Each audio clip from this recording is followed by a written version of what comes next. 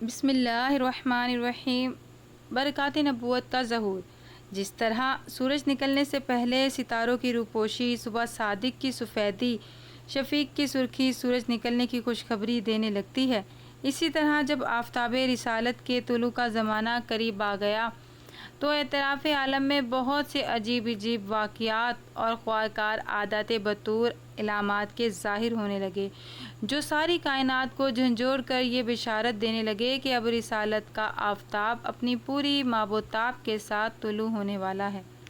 بتوں کا منہ کے بل گر جانا، فارس کا مجوسیوں کے 1000 سال سے جلائی ہوئی آگ کا ایک لمحے میں بجھ جانا، کسریٰ کے محلے کا زلزلہ اور اس کے 14 کنکروں کا مدھم ہو جانا،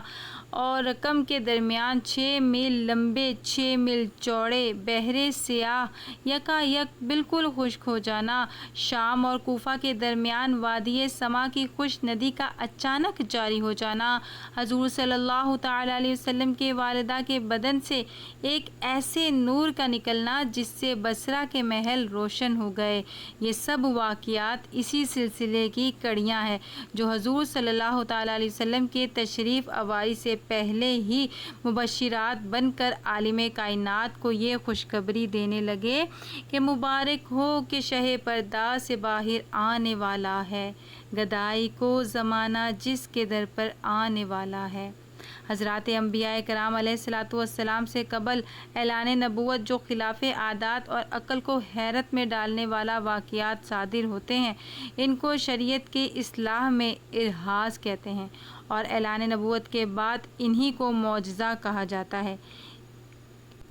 جس رات حضور صلی اللہ تعالی علیہ وسلم کا نور نبوت حضرت عبداللہ کی پشت اقدس سے حضرت آمنہ کے بطن مقدس میں منتقل ہوا، روئے زمین کے تمام چوپایوں خصوصاً قریش کے جانوروں کو اللہ تعالیٰ نے گویائی عطا فرمائی، اور انہوں نے بزبان فصیح اعلان کیا کہ آج اللہ کا وہ مقدس رسول شکم مادر میں جلوہ گیر ہو گیا، جس کے سر پر تمام دنیا کی امامت کا تاج ہے اور جو سارے عالم کو روشن کرنے والا چراغ ہے۔ مشرق کے جانوروں نے مغرب کے جانوروں کو بشارت دی، اسی طرح سمندر اور دریاؤں کے جانوروں نے ایک دوسرے کو یہ خوشخبری سنائی کہ حضرت ابوالقاسم صلی اللہ تعالی علیہ وسلم کی ولادت باسعادت کا وقت قریب آ گیا۔ حضور صلی اللہ تعالی علیہ وسلم کی والدہ ماجدہ حضرت بی بی آمنہ نے فرمایا کہ جب حضور صلی اللہ علیہ وسلم پیدا ہوئے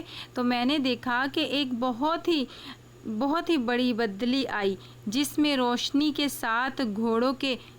ہنہنانے اور پرندوں کے اڑنے کی آواز تھی، اور کچھ انسانوں کی بولیاں بھی سنائی دیتی تھیں۔ پھر ایک دم حضور میرے سامنے سے غائب ہو گئے، اور میں نے سنا کہ ایک اعلان کرنے والا اعلان کر رہا ہے، محمد صلی اللہ علیہ وسلم کو مشرق و مغرب میں گشتیں کرواؤ اور ان کو سمندروں کی بھی سیر کرواؤ، تاکہ تمام کائنات کو ان کا نام اور ان کی صفت معلوم ہو جائے، اور ان کو تمام جاندار مخلوق یعنی جن و انس، ملائکہ اور چرند و پرند کے سامنے پیش کرو، اور انہیں حضرت